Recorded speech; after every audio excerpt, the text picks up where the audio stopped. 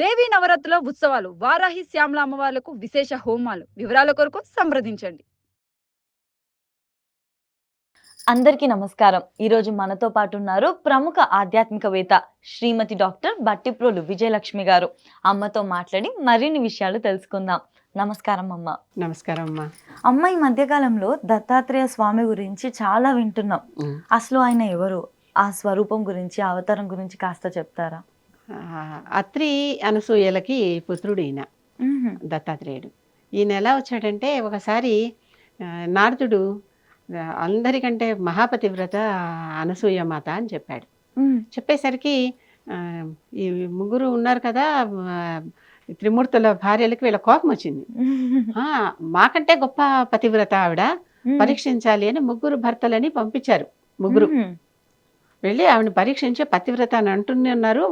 అంత మొత్తం ముల్లోకాల్లోనే ఆవిడే గొప్ప పతివ్రత అని చెప్తున్నారు, పరీక్షించరండి అని భర్తల్ని పంపించారు. సరే, త్రిమూర్తులు ముగ్గురు భార్య చెప్పంగానే అక్కడికి వచ్చారు, అనసూయ దగ్గరికి వచ్చారు. మామూలుగా ఋషి రూపాల్లో వచ్చారు. వచ్చి అమ్మ ఆకలిస్తుంది అన్నారు. ఆవిడ చక్కగా వంట చేసి కూర్చోబెట్టి అన్నం పెట్టబోయింది. పెట్టపోతే, మేము ఇలా తినవమ్మా, మాకెవరైనా భోజనం పెట్టాలంటే వాళ్ళు మా దగ్గరికి వివస్త్రలై వచ్చి అన్నం పెట్టాలి అని అడిగారు, భోజనం పెట్టాలి అని అడిగారు. ఈవిడ చూసింది, ఇలాంటి కోరిక ఏమిటి, మంచి చక్కగా యవ్వనంలో ఉన్న ఋషులు, వచ్చినటువంటి ఇల్లాలేమో మహాపతివ్రత, ఆవిడని బట్టలు లేకుండా వచ్చి అన్నం పెట్టమని అడుగుతున్నారు, భోజనం పెట్టాలి, మాకు మా కడుపులు నింపాలంటే మాకు అలా ఉండాలి అని అడిగారు. చూసింది ఆవిడ భర్తే పతివ్రత అంటే పతినే చరించేది, పతినే ఆచరించేది, పతినే అనుసరించేది, అంత పతి తప్ప ఇంకేం ఉండదు. భర్తను తలుచుకుంటుంది. తలుచుకున్న వాళ్ళకేసి చూడంగానే వాళ్ళు అసలు ఎవరో తెలిసిపోతుంది.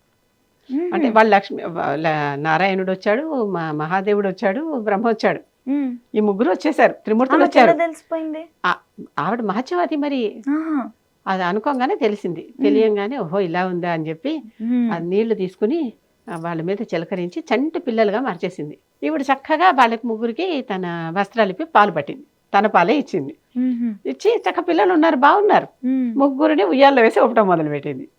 చక్కగా అత్రి అనసూయ ముగ్గురు పిల్లల్ని పెంచుకుంటున్నారు. చిన్న పిల్లలు ఉయ్యాల్లో బాలలు అలా అయిపోయారు. మరి వాళ్ళకి భోజనం పెట్టాలంటే కండిషన్ చెప్పారుగా వాళ్ళు, ఆ కండిషన్ ఆవిడ పాటించింది, తల్లి అయిపోయింది. పాటించి వాళ్ళని కూర్చోబెట్టి, భర్తలు ఎవరు తిరిగి రావట్లేదు, అక్కడ అమ్మ వాళ్ళు ముగ్గురు కంగారు పడుతున్నారు. అప్పుడు నారదుడు చెప్పాడు, నువ్వు లేనిపోకుండా అనవసరంగా మీరు పరీక్షించాలని చేశారు, మీ పిల్లలు వాళ్ళ ఇంట్లో ఉయ్యాలు లూగుతున్నారు అని. ముగ్గురు పరిగెత్తుకుని వెళ్ళారు. అనసూయ గారి దగ్గరికి వెళ్ళి కాళ్ళకి దండం పెట్టి, అమ్మ మళ్ళీ మా భర్తల్ని మాకు ఇచ్చేయి అని అడిగారు. సరే, ఆవిడ సరే ముచ్చట తీరింది అని చెప్పి ఇస్తూ, మీ ముగ్గురు ఉండడం వల్ల మాకు పుత్రులు అంటే ఎంత ఆనందం వస్తుందో అది అర్థమైంది, కనుక మాకు పిల్లలుగా పుట్టండి అని అడిగారు. అప్పుడు ఆ ముగ్గురు అంశాలతో, విష్ణు అంశతో దత్తుడు, తర్వాత శివుడి అంశతో దుర్వాసుడు, బ్రహ్మ అంశతో చంద్రుడు పుట్టారు. ముగ్గురు అక్కడి నుంచి పుట్టారనమాట వాళ్ళు. ఇది అసలైన. ఆ ముగ్గురు పుట్టాక ఈ ముగ్గురిని చూసి వాళ్ళు మహా ఆనందంగా ఉన్నారు. ఆనందంగా ఉన్నాక తర్వాత ఈ ముగ్గురు చక్కగా ఒకే రూపంలోకి మారిపోయారు.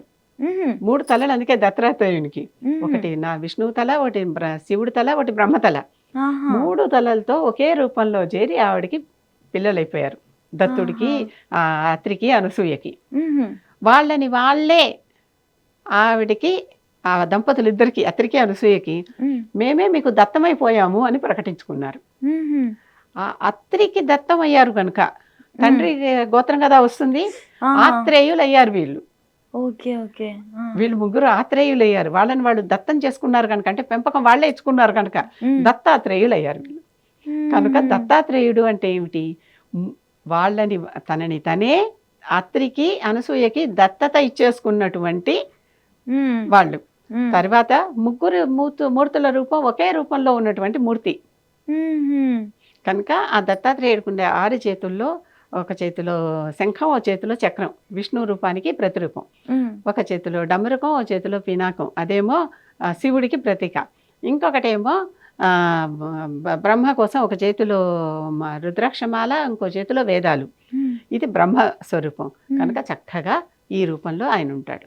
వేదాలు కమండలం ఇలా మారుతూ ఉంటుంది కొంచెం కొంచెంగా. ఈ రూపంలో మొత్తం 6 చేతులతో 3 ముఖాలతో ఉన్న ఒకే రూపం. తాను మళ్ళీ తాము అత్రికి అనసూయకి దత్తత ఇచ్చుకున్న కారణంగా వాళ్ళు దత్తులయ్యారు. అత్రి వంశానికి చెందారు కనుక ఆత్రేయులు అయ్యారు, దత్తాత్రేయుడు అంటున్నాం ఆ రూపాన్ని మనం. ఇది దత్తాత్రేయ స్వరూపం. మీరు ముందు చెప్పిన 3 నేమ్స్ 3 పేర్లు ఏవైతే ఉన్నాయో అవి ఒక్కొక్క తలకి ఒక్కొక్క పేరు లాగా, అంటే ఒక తల విష్ణువు, విష్ణువు, ఒక తల శివుడు, ఒక తల బ్రహ్మ. ఓకే. దుర్వాసుడుగా పుట్టాడు శివుడు. దుర్వాసుడు అందుకే కోపిష్టి, ఆయన క్రోధ భట్టారకుడు అంటారు. కోపిష్టి. శివుడికి కూడా కొంచెం ఒకసారి వస్తుంది. వెళ్ళిపోయాడు మళ్ళీ తర్వాత. ఆ తర్వాత బ్రహ్మ చంద్రుడిలాగా పుట్టాడు కనుక చంద్రుడు. ఈ రకంగా చంద్రుడు కూడా ఇక్కడే. వాళ్ళ తర్వాత చంద్రుడు ఆకాశ మండలానికి వెళ్ళిపోయాడు, దుర్వాసుడు తపస్సు చేసుకోవడానికి వెళ్ళిపోయాడు.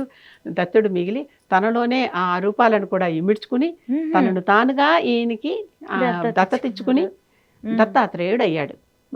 పేరు వెనకే కథ ఉంది. పేరు వెనకే కథ ఉంది. ఆత్రేయ వంశానికి చెందినవాడు, ఎందుకంటే ఆత్రేయ వంశంలోకి దత్త వెళ్ళిపోయాడు కదా. ఆత్రేయ వంశంలోకి చెందినవాడు, త్రిమూర్తి స్వరూపం కలిగినవాడు, 3 తలలు, పూర్తిగా ఋషి స్వరూపం కలిగిన వాడు. ఋషుల్లాగా కదా ముందర వచ్చారు. అవునవును. ఋషి స్వరూపం కలిగిన వాడు. సాధారణంగా అందరికి అసూయ ఉంటుంది. అవును, వాళ్ళకి అది ఉంది ఇది ఉంది అని. మనకి లేదని ఏడిస్తే ఒక్కను పోయింది, ఇంకోళ్ళకి ఉందని ఏడిస్తే రెండో కను పోయింది అని సామెత. ఈవిడికి అసూయ అనే తత్వం లేదు అసలు. అంత అసూయ లేని తత్వం కనుకనే సీతాదేవి వస్తే ఆవిడకి సౌందర్య సాధనాలన్నీ తన దగ్గర ఉన్నటువంటి మేకప్ కిట్ అంతా ఇచ్చి పంపించింది అరణ్యంలోకి వెళ్ళినప్పుడు. సాధారణంగా ఆడవాళ్ళు మేకప్ కిట్లు ఇవ్వరు, ఇచ్చి పంపించింది. సౌందర్య సాధనాలు ఎలా ఎలా వాడుకోవాలో, భర్తని ఎట్లా చక్కగా సుఖపెట్టాలో అవన్నీ చెప్పి పంపిస్తుంది సీతకి. భర్తని ఎలా ఆకట్టుకోవాలో అవన్నీ చెప్పి పంపిస్తుంది సీతకి అడవిలకు వెళ్ళినప్పుడు అనసూయ. ఈ అనసూయ తత్వం ఉందే, ఇది అందరు స్త్రీలకి చాలా మార్గదర్శకత్వం. వచ్చిన వాళ్ళని తల్లిలాగా ఆదరించింది, తర్వాత వాళ్ళనే సొంత పిల్లల్లాగా చేసేసుకుంది. ఆ తర్వాత ఎటువంటి అసూయ లేదు, సీతని ఆదరించింది. ఇప్పటికీ కూడా పిల్లలు లేని వాళ్ళు అనసూయాదేవిని ఆరాధిస్తే పిల్లలు పుడతారని సామెత, ఒక నమ్మకం. చిత్రకూటంలో, చిత్రకూటం అంటే మనకి అది ఉత్తరప్రదేశ్లో వస్తుంది. అక్కడ చిత్రకూట అని ఒక ప్రాంతం ఉంది. అక్కడ అనసూయ మాతకి ప్రత్యేకమైన ఆశ్రమం ఉంది. అక్కడే ఇదంతా, ఇప్పుడు నేను చెప్పిన కథ అంతా అక్కడే జరిగింది అని అంటారు. అక్కడ ఆవిడ స్నానం చేయడానికి గంగ లేకపోతే భర్తను తలుచుకుంటే ఏమన్నా అవుతుంది, పని అయిపోతుంది కదా ఆవిడకి. భర్త మంత్రమే మంత్రం, భర్త పేరే మంత్రం. అది చేసి అక్కడ గంగని సృష్టించింది అంటారు. అక్కడ గంగా నది ఉంటుంది, మందాకిని వైకుంఠంలో ఉంటుంది. అలాంటి మందాకిని నది అక్కడ ఉన్నది. అసలు చాలా గొప్ప పర్సనాలిటీ కదా. అక్కడ ఆలయంలో, ఆశ్రమంలో ఇప్పటికీ ఒక ఉయ్యాల, ఆ ఉయ్యాలు ఊపితే పిల్లలు పుడతారు అనే నమ్మకం. చక్కగా సీన్ అంతా సెట్ చేసి ఉంటుంది. అక్కడికి వెళ్ళి మేము వెళ్ళినప్పుడు ఒక చాలా పెద్ద ఆయన వృద్ధుడు కూర్చొని ఉండి, ఆయన అమ్మ మీరు కూడా ఊపండి అని చెప్పి మా చేత కూడా ఊపించి, మీకేమన్నా ఇలా పిల్లలు ఎవరికైనా పుట్టాలి అంటే కోరుకోండి, మన కాకపోయినా ఎవరికైనా కూడా మనం కోరుకోవచ్చు కదా అని అన్నీ చెప్పారనమాట. అక్కడ ఆ నదిలో మేము దిగి స్నానం చేసి, అంటే అక్కడ అలా ఉన్నాయని మాకు తెలియక వెళ్ళినందుకు ఏమి ఏర్పాట్లు లేవు, ప్రోక్షణ చేసుకుని వచ్చాం అని చెప్పి. ఇది దత్తాత్రేయుడు ఎలా వచ్చాడు అసలు, ఇది అవతారం. సాధారణంగా గుడిలకు వెళ్ళినప్పుడు స్వామివారిది ఉంటది అనమాట. కాకపోతే ఎవరు ఏంటి అనేది ఏం తెలీదు, మొక్కాలి, మళ్ళీ మొక్కకపోతే ఏంటి అని చెప్పేసి మొక్కడమే తప్పించి, ఈ రోజు అసలు దాని వెనుకున్న కథ అంతా తెలుసుకోవడం చాలా హ్యాపీగా అనిపించింది అమ్మ.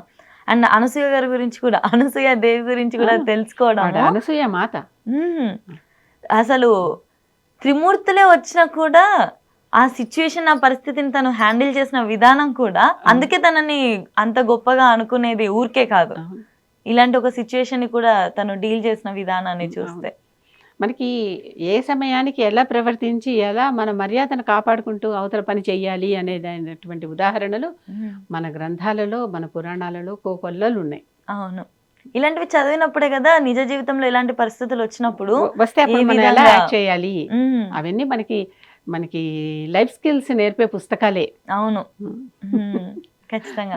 ఈ మధ్య కాలంలో పర్సనాలిటీ డెవలప్మెంట్ బుక్స్ అని ఏవేవో వస్తున్నాయి, అవన్నీ అక్కర్లేదు. ఫస్ట్ మన శాస్త్రాలు, బుక్స్ మనవి ఏవైతే ఉన్నాయో, పురాణాలు, స్టోరీస్ తెలుసుకుంటే ఎన్నో విషయాలు ఏ విధంగా మనము హ్యాండిల్ చేయొచ్చు అనేది నేర్చుకోవచ్చు. అవును, చదవాలి, శ్రద్ధ పెట్టాలి, తెలుసుకోవాలి. ఉమ్. చదవకపోయినా వినటమైనా చేయాలి. చదవలేని వాళ్ళు, బిజీగా ఉన్నాం, ఆఫీస్కి వెళ్తున్నాం, కాలేజ్కి వెళ్తున్నాం అనుకున్న వాళ్ళు ఆ పాటలు ఎలాగో వింటాం కదా, అదే విధంగా ఇలాంటి ఎపిసోడ్స్ అయినా కూడా పెట్టుకొని వింటే వెళ్ళే దారిలోనే మనం ఒక వివరాలు జ్ఞానాన్ని తెలిసిపోతాయి మనకి. సంపాదించుకున్నట్టు అవుతుంది అవును. కదా. అవును. చాలా బాగా చెప్పారమ్మా. ఈ రోజు మనం చక్కగా దత్తాత్రేయ స్వామి అసలు ఎలా వచ్చారు ఏంటి అనేది స్టోరీ తెలుసుకున్నాం కదా ఈ కథని. నెక్స్ట్ టైం మళ్ళీ మిమ్మల్ని కలిసినప్పుడు దత్తాత్రేయ స్వామి గురించి మరిన్ని విషయాలు తెలుసుకుంటామమ్మా. ధన్యవాదాలు.